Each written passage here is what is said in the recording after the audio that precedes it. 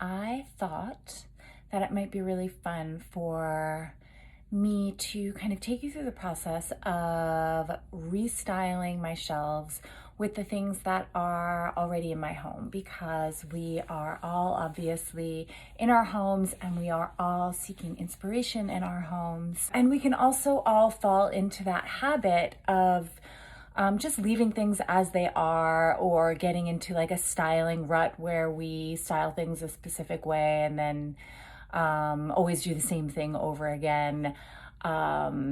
We all are habitual in certain ways, and I know that these shelves right behind me in my TV room for a really long time just didn't get any love, and I thought this was a perfect opportunity, for me to give my home a little bit of love, but also share the process with you. But I did start to notice throughout the home that I had a lot of black vessels and gray vessels and black and white books. So I would think that, being that the shelves are reclaimed wood and the cabinet is also a vintage piece that is also kind of a pale oak reclaimed wood, we already have a lot of earthy tones. So I thought, why not inject a lot of these black vessels and objects that I've collected to give some contrast to the space. In my habitual ways, sometimes I tend to do too much, and it's always a reminder for myself to remember to exercise restraint and to give things some breathing room, allow something to kind of sit on its own and have its own moment, so that when somebody walks into the space, it's actually a way for you to draw their eye to something that you deem most important. Let's get started. Blank slate, where should I begin? I will say that this bottom shelf has kind of the most height, so I'm going to want to retain the larger pieces that I have, which aren't that many, for the base. And then I'm also going to put some larger objects up top. I will say that one of those habitual kind of moments that I would always get locked into was always putting repeated stacks of books up top.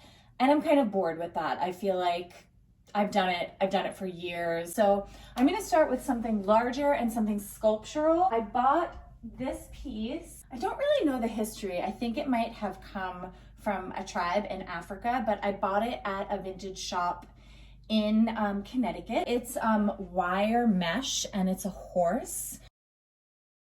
That's black, but I'm going to want to combine it with something that's a little bit more earthy. I have these wicker or rattan vessels that are meant for candles. Okay, I actually feel really good about the top shelf. I don't really know that much about the artist, but I did find this at a vintage shop right here in the Hamptons.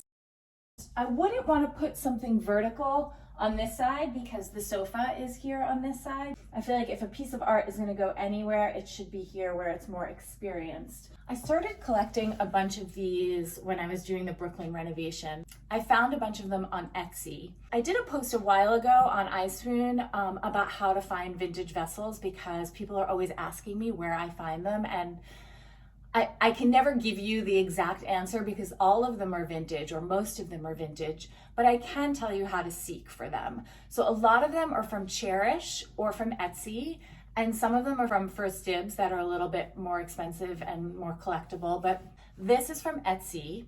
And basically in the search engine in Etsy, I just put in primitive clay vessel, and then that'll kind of take me to something, and then I'll click on something else. So I'll see another keyword that says, like, Turkish or Turkish clay vessel or ceramic ancient vessel. So I just try a variety of different keywords. And then when you find someone that has vessels that you really love, make sure you save them and look at their titles and use those keywords. So I'm like constantly seeking and searching. It's never just one store. It's never one place that I go to. But I think that these are Turkish vessels. I'm not exactly sure. I think it needs something else to pair with it, maybe something a little bit higher. All right, I'm gonna try two different things. So this one is vintage from Cherish. Oh, this one's so heavy. This one is from Copenhagen. I actually think this guy looks so much better. pause here on the bottom shelf and just kind of fill in all the other elements on the other shelves and then make a decision if it needs more.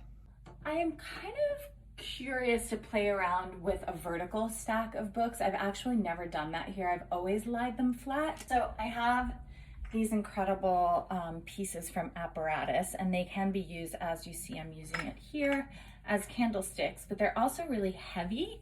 So I'm thinking that I can use them as book holders, which I've never done before. I basically just went and foraged around my house for books in this kind of gray neutral palette, one of them being Live Beautiful. All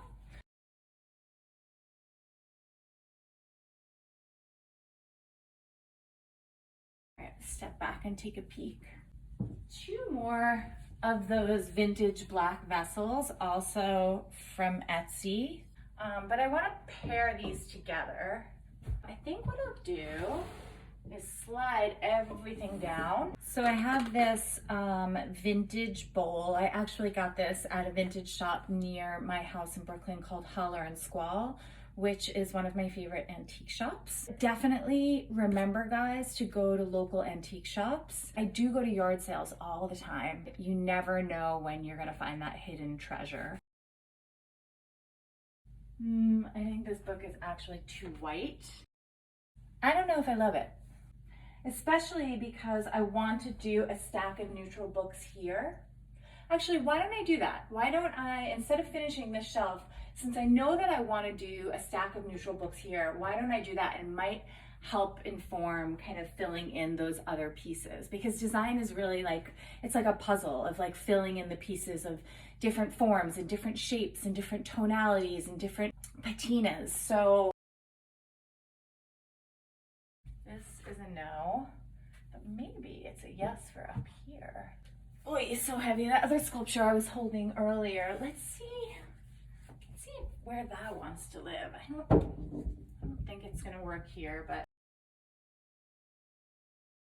So this is not a vintage piece. This is from Apparatus, and is actually, the top comes off and you're meant to put incense here. But I love the shape, and I love introducing a little bit of brass into the mix here.